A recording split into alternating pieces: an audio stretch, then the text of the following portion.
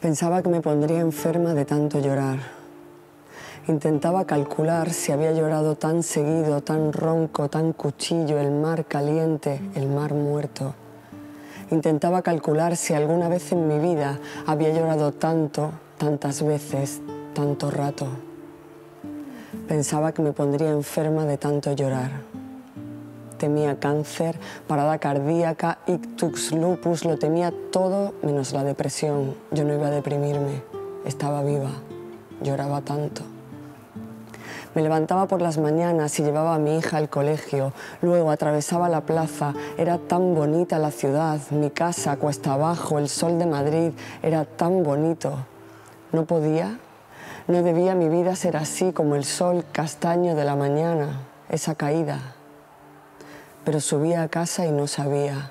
Cruzaba el salón y no sabía. Siempre había algo que masticar, algo negro partiéndome el aire, algo que no me correspondía, pero allí estaba.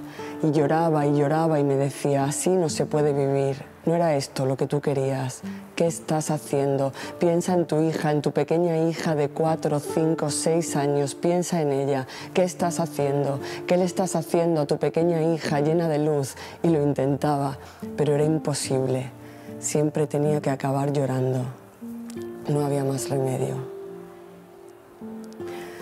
Lloraba por las noches hincada en una esquina de la cama y él mientras en el salón. Lloraba mientras tendía la ropa y él fumaba en la oficina. Lloraba frente al ordenador. A veces él venía a abrazarme y no me dejaba moverme y me decía, para ya de llorar, joder, no lo aguanto más. Lloraba frente a él y me salía una voz catacumba, como si alguien me estuviera apretando la garganta, como si me hubieran hecho una traqueotomía. Lloraba a las 3 de la madrugada cuando tenía que estar durmiendo y descansando, pero lloraba y me tumbaba en la cama de mi hija, a veces junto a ella, y a veces ella estaba en casa de su padre y yo lloraba porque sabía que todo aquello era intolerable y sin embargo él no se iba y sin embargo yo no era capaz de echarlo de allí, de mi casa, de su propia casa, de la casa de mi pequeña hija y yo sabía, pero lloraba y lloraba. Lloraba hablando con mi amiga cada día por teléfono, lloraba con el móvil entre las manos, me recorría una culebra, una macabrada, lloraba y pensaba, si la gente a la que quiero me viera llorar tanto, si supieran que lloro tanto, alguien vendría a buscarme, alguien me reñiría. Yo lloraba y él me decía, estás tarada, eres una inmadura, eres injusta, para ya de llorar, es que no sabes hacer otra cosa.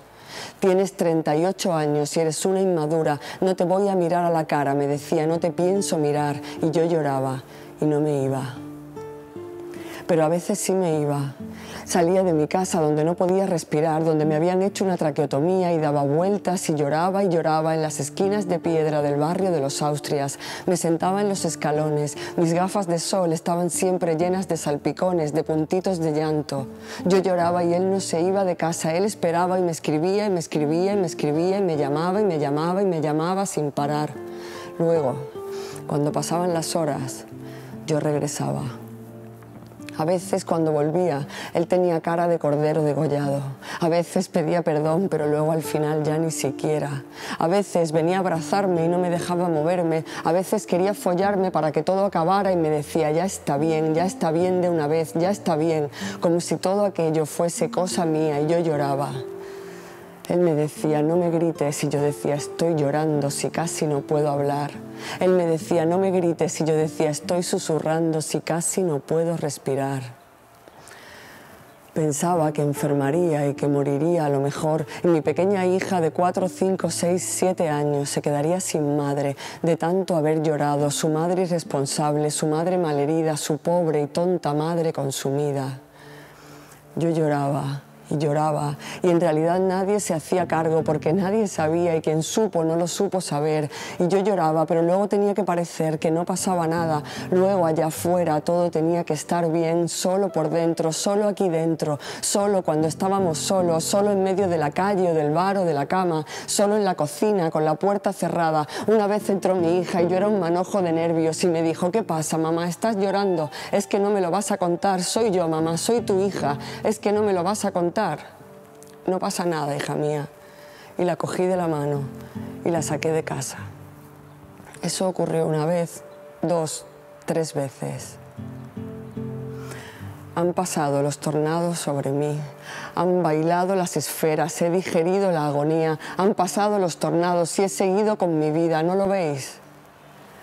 Mi vida llena de cosas y de planes y de amigos y de números rojos y de la cutre filosofía de la supervivencia. He escrito algunos libros, he puesto los pies en polvorosa y todavía estoy en esta casa de la luz por las mañanas y todavía los pasillos y la esquina de la cama donde me hinqué a llorar y esa figura enorme, enorme, enorme en el salón tan chico. Nadie fue a defender a mi hermana de lo suyo. Nadie encendió la hoguera para quemarlos vivos, nadie afiló las dagas, nadie dio el grito de guerra tan necesario. ¿Dónde estaba mi padre con su armadura? ¿Dónde estaba el guerrero? Nadie fue. Igual que nadie vendrá a este reino, ningún ejército, después del llanto.